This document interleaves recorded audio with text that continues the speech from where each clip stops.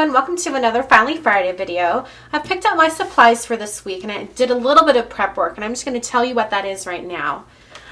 These two pieces of pattern paper are from the Poppy Seed Designer Matte Pack from K & Company, and there's some really great blues and greens, really springtime colors. And I'm going to be actually doing kind of like a St. Patrick's Day themed card, but it's not like blatantly obvious that that's what it is. I'm going to be using kind of a generic sentiment, but with a little bit of green involved. You can use a sort of a St. Patrick's Day card. A lot of people don't send a lot of St. Patrick's Day cards, but they might, maybe around that holiday just give a little card to someone they know, or, just kind of an everyday card. I'm not a big St. Patrick's Day person. I know some people go all out. So this is probably something more along the lines of what I would do. So they've got the pattern papers that are from that matte pack. And then these two flowers are from... Let me move all the flowers to the bottom. These are some from the E-line from Prima, and this is the green one. And I've taken two cream colored buttons. I think these buttons are from an older collection from SEI, and I don't recall the name. I don't think it's being sold anymore, but I just have a stash of buttons that I just keep hanging around. So whenever I need a kind of a generic color like this, I can just go and grab it. I've got some just plain satin kind of cream vanilla color ribbon. I just bought this at a local craft store. Really, really cheap ribbon. Good for cards. And then I've got some cream colored cardstock. And I'm going to start out by scoring and folding my cardstock. I'm going to set these aside for the time being. And I'm going to score and fold my cardstock. I'm using the Martha Stewart Craft scoring board, and the fold folder stores up at the top. I'm just going to score it at 4 1/4.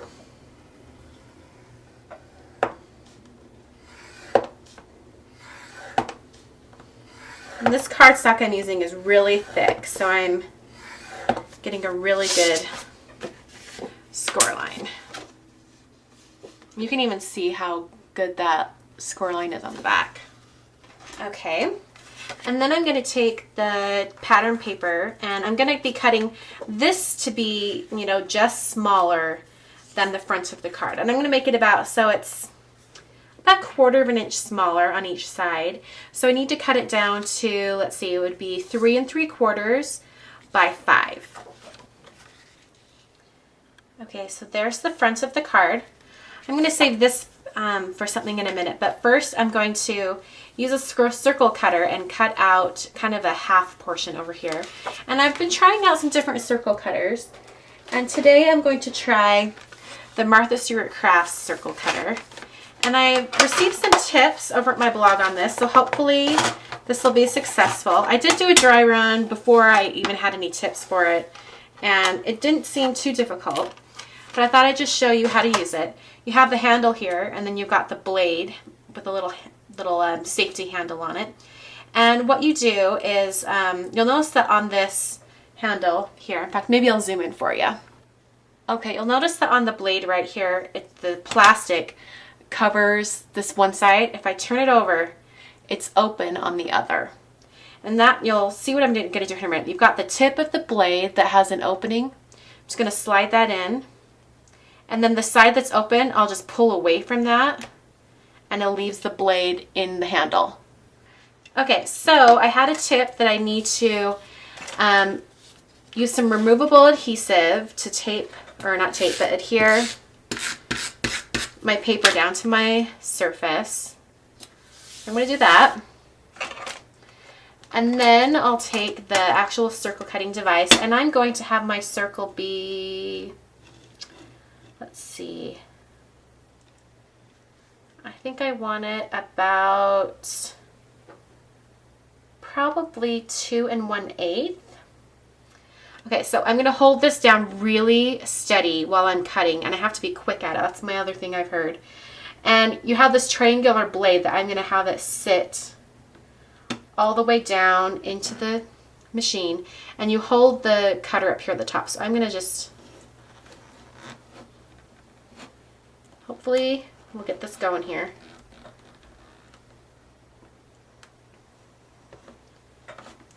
Okay, I think that went all the way around. Not too bad. A little bit of overlap right there, but not too bad. I can use my basic gray filing set just to clean that up a little bit.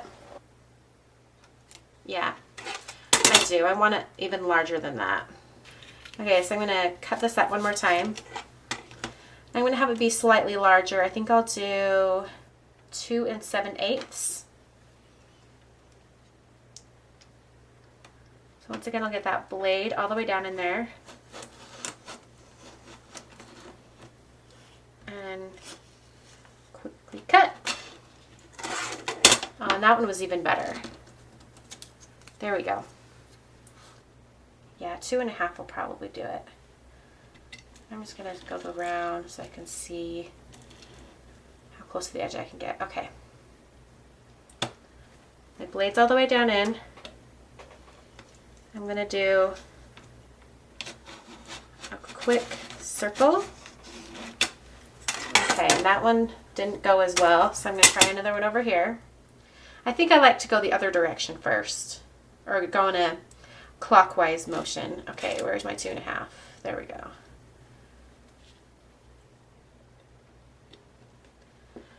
Okay.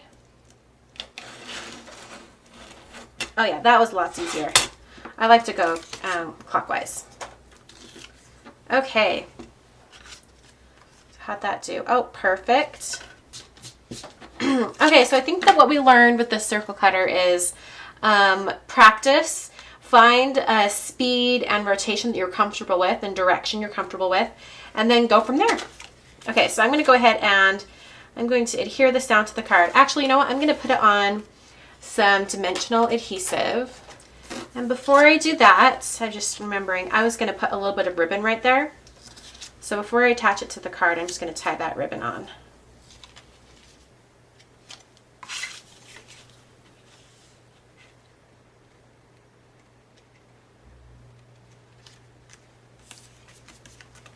Okay, I'll go ahead and adhere this one down with some dimensional adhesive as well.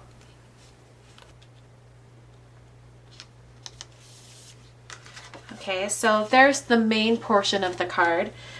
Okay, so I've got my 2 flowers here, and I'm just going to write a sentiment on this strip of cardstock, and it's the same color as the card base.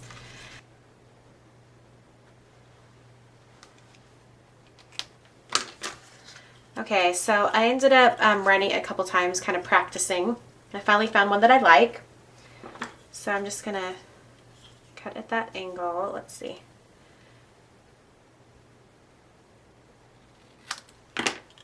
Okay, and then, so the flower is going to go about right there, so I need to cut off the other end. And I'm going to go ahead and adhere the flower straight to the little sentiment so that I know that it's going on in the spot that I need it. So I'm going to use a mini glue dot for that.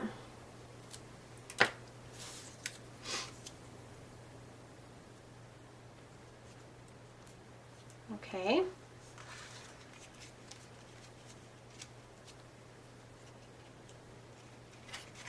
I'm going to put some mini glue dots down.